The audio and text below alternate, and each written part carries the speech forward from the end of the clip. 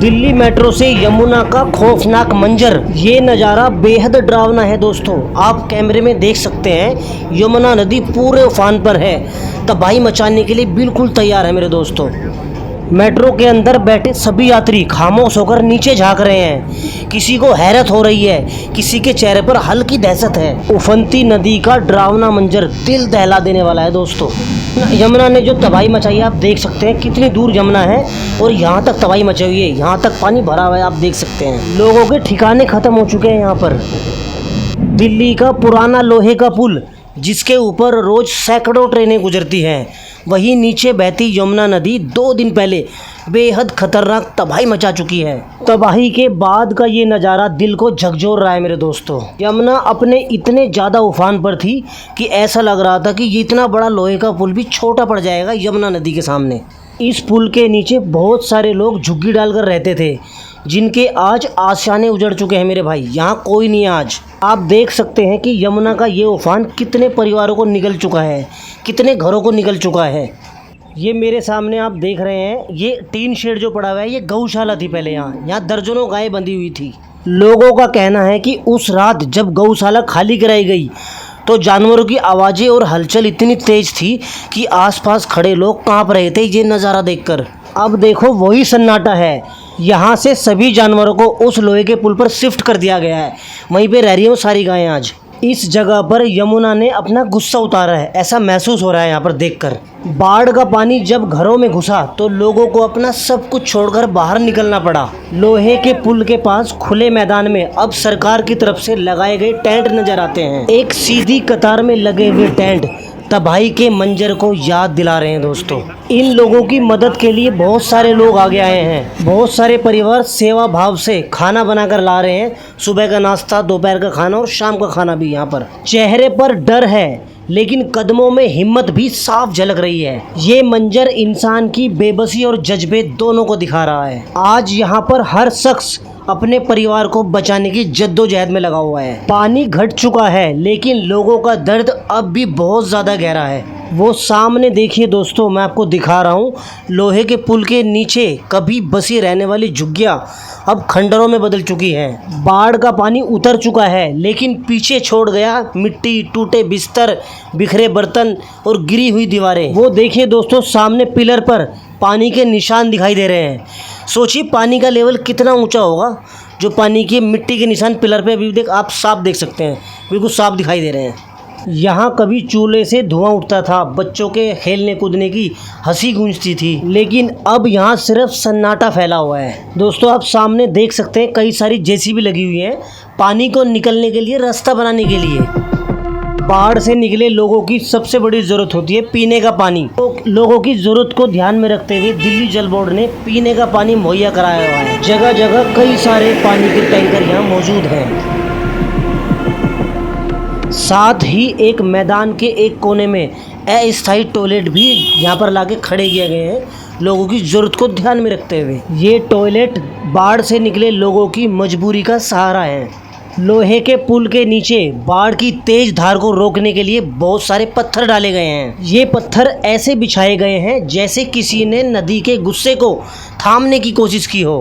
पानी की धार जब इन पत्थरों से टकराती है तो एक अजीब सा शोर सुनाई देता है, मानो नदी और पत्थरों के बीच जंग चल रही हो। कभी कभी लहरें उछलकर पत्थरों को पार करने की कोशिश करती है, लेकिन उनकी टकराहट से उठा शोर दूर तक डर का एहसास कराता है। ये नज़ारा एक सस्पेंस भरी तस्वीर है, जहां इंसान और प्रकृति दोनों आमने सामने खड़े हैं। सामने किसी का सोफा रखा हुआ है, कोई कितने अरमानों से अपने घर में सजाया हुआ उसने। दोस्तों ये नज़ारा सिर्फ उजड़ी हुई झुग्गियाँ नहीं दिखाता, बल्कि यह उन सपनों की तबाही भी दिखाता है जो इन झुग्गियों में हर रोज पनपते थे। ऐसा लग रहा है जैसे इन झुग्गियों ने, यहाँ के रहने वाले लोगों ने अपने अंदर का हर राज बाढ़ के पानी के साथ बहा दिया हो। ये नज़ारा देखकर कोई कह सकता है कि यहाँ पे बहुत सारे लोग झुग्गी डालकर रहते थे। इस जगह पर किसी के सपने टूटे हैं, किसी के अरमान बिखरे हुए हैं। दोस्तों अब यहाँ की हवा में गीली मिट्टी और बहाव की सड़ान मिली हुई है।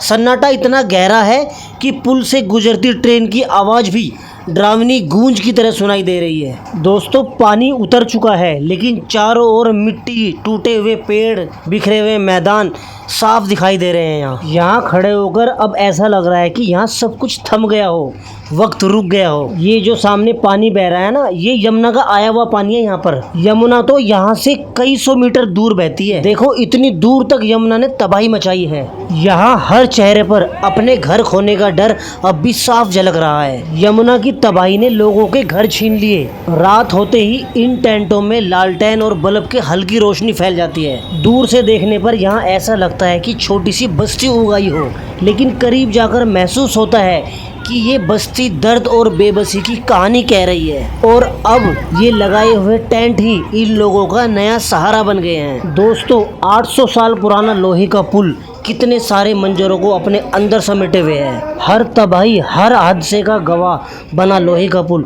आज भी जैसा का तैसा खड़ा है। दोस्तों बाढ़ के बाद हालात बिगड़ते ही लोहे के पुल का नज़ारा भी बदल गया है। जहां कभी गाड़ियों की आवाजाही रहती थी, वहां आज सन्नाटा और बेबसी पसरी है। पुल के अंदर बाढ़ से बचाकर लाए गए जानवरों को अस्थायी ठिकाना बना दिया गया है। गायें, बकरियां और दूसरे बेजुबान जानवर यहीं शरण लिए बैठे हैं। दोस्तों ये नज़ारा सोचने को मजबूर कर रहा है कि जब पानी इंसानों के घरों को निगल गया तो इन मासूम जानवरों का सहारा भी यही पुल बना। पुल के चारों तरफ पुलिस और प्रशासन ने ट्रैफिक को पूरी तरह रोक दिया है ताकि किसी तरह की अनहोनी ना हो।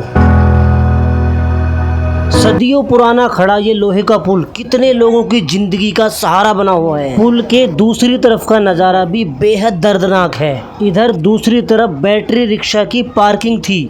इस पार्किंग में कितने सारे बैटरी रिक्शा खराब हो गए। पार्किंग में खड़े ये बैटरी रिक्शा पानी की वजह से शॉर्ट सर्किट हो गया और बहुत सारे रिक्शाओं में आग भी लग गई है। इस बाढ़ ने लोगों के घरों के साथ साथ उनके रोजगार भी छीन लिए हैं। इन हालातों से निकलने के लिए लोगों को बहुत मशक्कत करनी पड़ेगी, बहुत लंबा टाइम लगेगा। वो देखिए दूर पड़ा एक बैटरी रिक्शा, किसी के घर का कारोबार, रोजगार इस बैटरी रिक्शा से किसी का परिवार पलता होगा, लेकिन एक ही झटके में सब कुछ खत्म हो गया, जिंदगी रुक गई है। दोस्तों इस बाढ़ ने लोगों के घरों के साथ साथ उनके रोजगार भी छीन लिए हैं।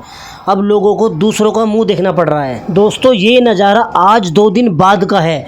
सोचिए 2 दिन पहले क्या मंजर रहा होगा। आज बाढ़ का पानी उतरने के बाद यहाँ का मंजर इतना दर्दनाक है। ये नज़ारा सबको याद दिला रहा है कि पानी भले ही उतर गया हो, लेकिन उसके जख्म अभी भी जिंदा हैं। पुल के आसपास झुग्गियों की टूटी चारपाई, बिखरे बर्तन और फटे हुए कपड़े इधर उधर पड़े हुए आज भी। यहाँ पर लोग बेहताश बैठे हैं, उनके चेहरों पर थकान और मजबूरी साफ झलक रही है। सिविल डिफेंस के लोग भी इनकी मदद कर रहे हैं पूरी। कुछ औरतें तो यहाँ सिर पकड़कर चुपचाप बैठी हुई हैं, जैसे सोच रही हो अब आगे कहाँ जाएंगी। और बुजुर्ग बार बार आसमान की तरफ देखते हैं, मानो दुआ कर रहे हो कि फिर से बारिश ना हो। यहाँ हर चेहरा अपनी अलग कहानी कह रहा है। कहीं बेघर होने का दर्द, कहीं रोजी रोटी के खो जाने का गम। माहौल ऐसा है कि देखने वाला भी पल भर के लिए खामोश हो जाए। दोस्तों यहाँ पुल के नीचे हवा में कीचड़ और बाढ़ की बदबू बहुत सारी फैली हुई है।